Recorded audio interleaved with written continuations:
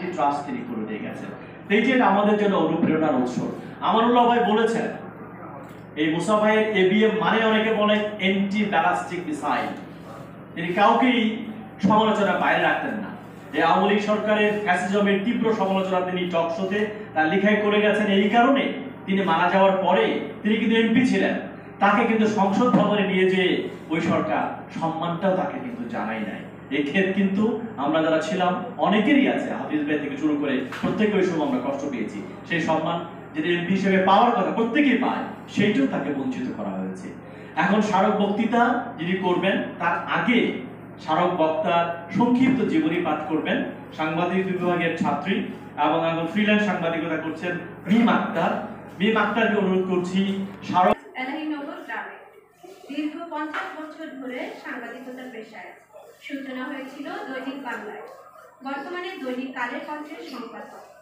আরো যুক্ত ছিলেন দৈনিক জনকণ্ঠ, কলকাতার সাপ্তাহিক দেশ, এখন পাক্ষিক, বৈশাখী টিভি, আমার দেশ, পাক্ষিক অনন্য, আমাদের নতুন সময়, এইচ টিভি এবং দৈনিক খবরের কাগজের সঙ্গে মৌলিক ও সম্পাদিত মিলিয়ে এ পর্যন্ত প্রকাশিত গ্রন্থ 2 শতাংশ।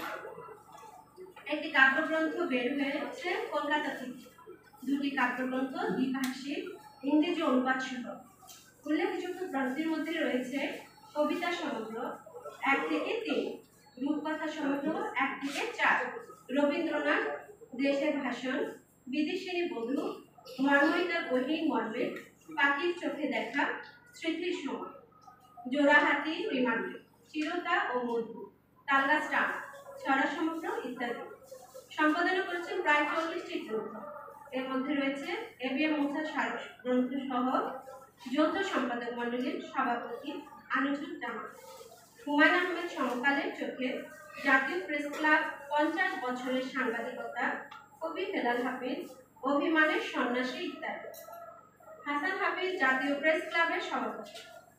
প্রাপ্ত সম্মাননা ও পুরস্কারের মধ্যে রয়েছে শ্রীজ্ঞান অতীশ দীপঙ্কর স্বর্ণপদক, ডাকসু সাহিত্য পুরস্কার, অগ্রণী ব্র্যান্ড শিশু একাডেমি শিশু সাহিত্য পুরস্কার, TRU সাহিত্য পুরস্কার, জাতীয় কবিতা পরিষদ পুরস্কার, চট্টগ্রাম প্রেস ক্লাব সংবর্ধনা, কবি জীবনানন্দ দাশ সম্মাননা, খালেদা চৌধুরী সাহিত্য পুরস্কার, কলকাতার সৌহার্দ্য কবিতা উৎসব সম্মাননা ইত্যাদি।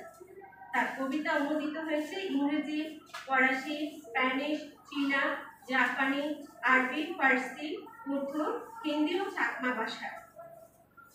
হাসান হাফিজের স্ত্রী শাহিন আক্তার ঢাকা রেসিডেন্সিয়াল মডেল কলেজের প্রাক্তন সহকারী অধ্যাপক। এই দম্পতির একমাত্র সন্তান ডাক্তার শাহিন তাওসিফ গৌরব বিশেষজ্ঞ চিকিৎসক, ডেল্টা মেডিকেল কলেজ হাসপাতালের রেজিস্ট্রার।